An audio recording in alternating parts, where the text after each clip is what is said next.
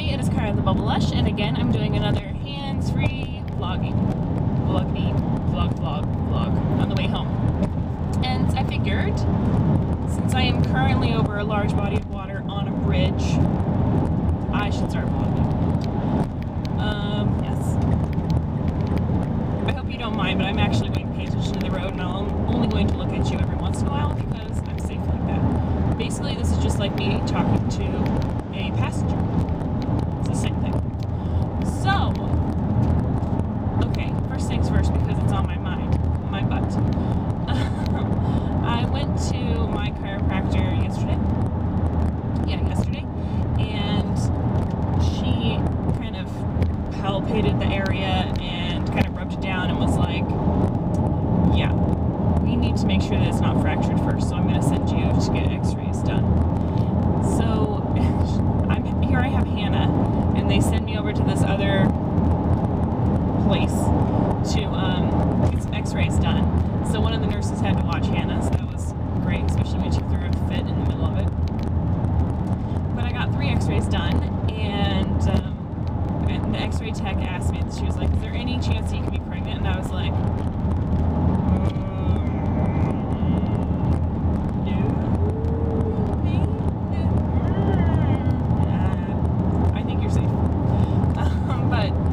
kind of a weird question. And I had no idea that she was going to send me for x-rays, and she wanted them done right then, or else I would have run home and got a pee stick. But I seriously doubt that I am pregnant, considering I have not had a period since 2009. Let's think about that. Okay, so I just called and got the report back from the x-rays, and it is not fractured, but it is really dislocated. Like, really dislocated. So tomorrow after work they're gonna adjust it, and that's great, except for that means I still have to sit on my butt all day tomorrow, which is awful. It's awful. I'm in so much pain right now. I can't wait to get home and stand. So that's great. Yeah, okay. This weekend I have a whole bunch of lists. I have a list of like really ugly handwriting, scrawled notes. This weekend, after the consignment events, I washed all the clothing that I got and took all of the 3 to 6 month clothing out of Hannah's closet and replaced it with the 6 to 9/6 to 12. I'm sorry, I keep adjusting this. It's like so high. There we go. I keep adjusting. That's what I was saying. Yes, so I replaced all the 3 to 6 month clothing with 6 to 9 and 6 to 12 month clothing, and Hannah's closet is full, and I'm done. I'm done buying clothes until she gets into 12 to 18 months. I'm done. I caught myself looking at Zulily today, and I was like, no! I can only buy accessories from this point forward. So I'll be doing her 6 to 9 month closet video sometime soonish. Alrighty.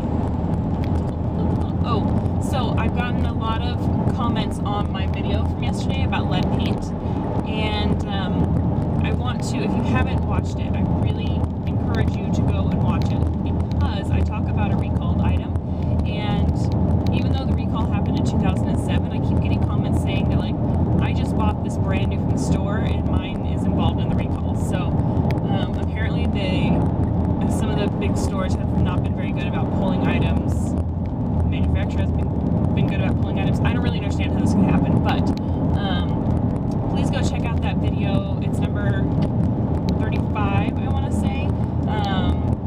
Who would feed lead paint to a baby is the title.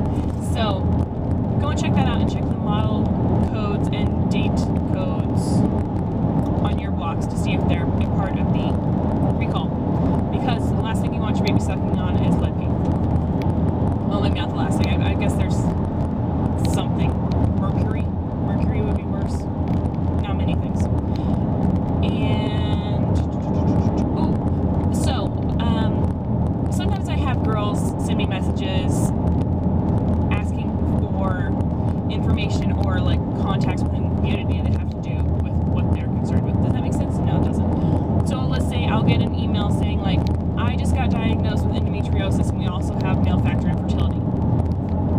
I have neither of those things. But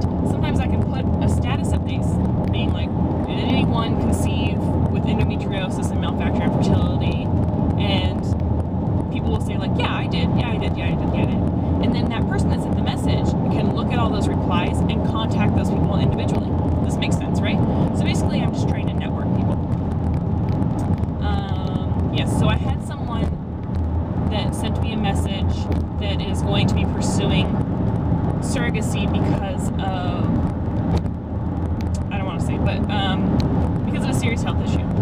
So they want to be intended parents, so they're looking for a surrogate. Does that make sense? Yes. So on my Facebook page, there is a discussion about surrogacy, and I probably didn't make it very clear because I hadn't had my coffee yet, and I just wrote, let's discuss surrogacy, you know, and then the first comment explains what I'm looking for, but no one's reading the comments, so we're just discussing surrogacy. So if you want to jump into that conversation, you should friend me on Facebook. Now, let's turn it to kind of a sadder topic. While you're on my Facebook, I would encourage you to check out the notes section. I'll also include a direct link to the note, but a classmate of my husband's sister and, you know, schoolmates of my husband,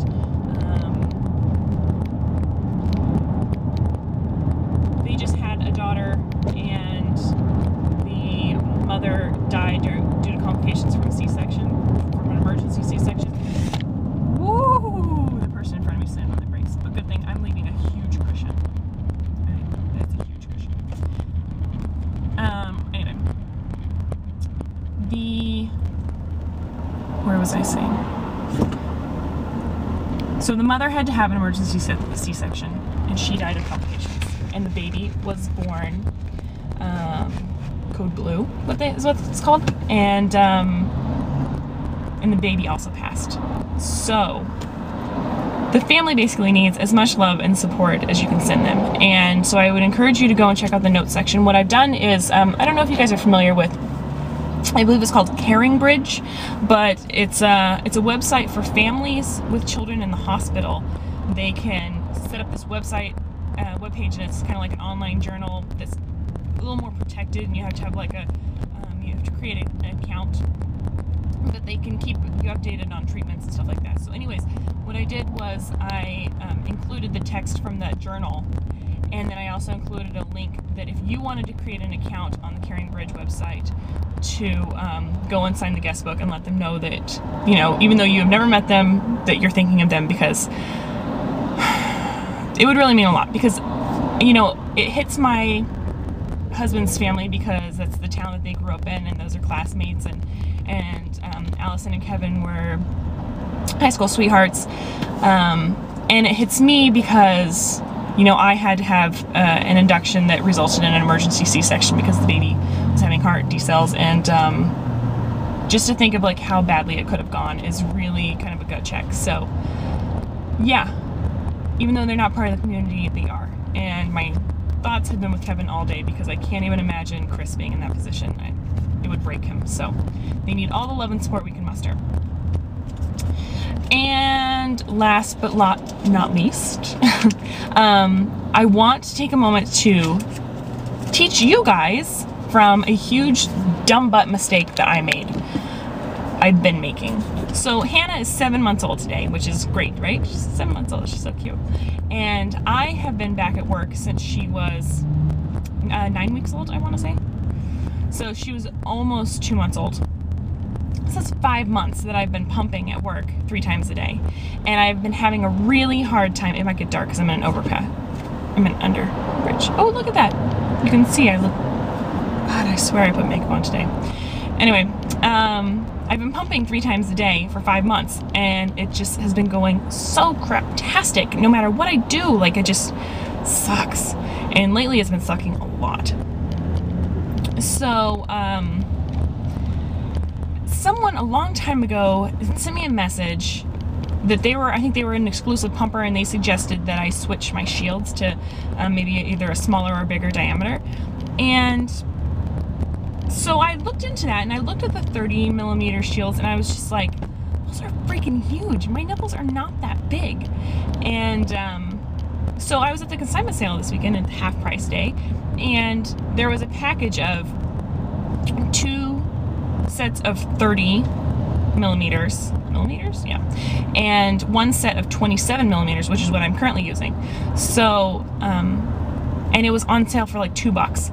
So even if the 30s were too big, at least I had a second set of 27s, and if the 30s fit, then I would have 2 sets, and then I'd have 2 sets of the 27s to, I don't know, pass down to somebody, whatever. So today I used the 30s, and my production wasn't necessarily higher because I think my supply is just kind of hurting. But the ease in which I was able to pump the milk was amazing. It was a big improvement. So I guess my nipples are that big, but I'm 6 foot tall, so it's all proportional. At least that's what I'm telling myself. So if you're having problems nursing, and you're doing the compression and you're drinking lots of water and you still feel just like your breasts are full but they're not emptying completely, consider changing the breast shield size, because your diameter might be wrong. Apparently mine was. So let's recap real quick. My tailbone is not fractured, but it is severely dislocated, and I am currently sitting on Hannah's boppy pillow, which is sad. To bring it to work, I'm sitting on like a pink pillow. My coworkers are looking at me like, what's wrong with you? Hannah's 6 to 12 month closet is in place and it's full, and no comments about me buying her too many clothes. I'll spoil my daughter if I want to. I'll spoil her with secondhand clothing if I want to. But I'm done shopping, and so I will do her 6 to 12 month closet soonish.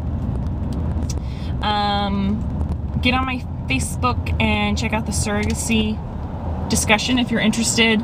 And while you're on my Facebook, check out the note all about Allison and Ellie. It is a heartbreaker, and really, I know it's kind of a long read, but if you have time, please read through it and leave a comment for the family.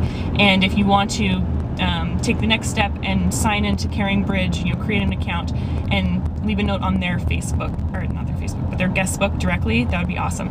Don't necessarily tell them that theBubblelush sent you, because that's kind of weird, because it's my family, but just tell them that you're a stranger and you're thinking of them, kind of thing, because that's a real loss. And check out the recall video to make sure that you don't have any lead paint on your toys, and check the diameter of your pump breast shield things if you're having problems expressing milk. Oh my god, can you tell it is the end of a 13-hour day and I had probably 4 hours of sleep? My head is pounding. So, hands-free vlog because I'm going less than 5 miles an hour. I hope you guys had a great day, and this is like probably the third, I think it was the third day so far this year that it's been over 60 degrees in Oregon. It's been such a miserable year so far, weather-wise. And so the sun is shining and it looks fabulous, and I'm wearing a sweater and I'm really hot. So I'm gonna shut this off so I can turn on the AC, and I'm not gonna blow you away with background music, and I'll talk to you guys later. Bye.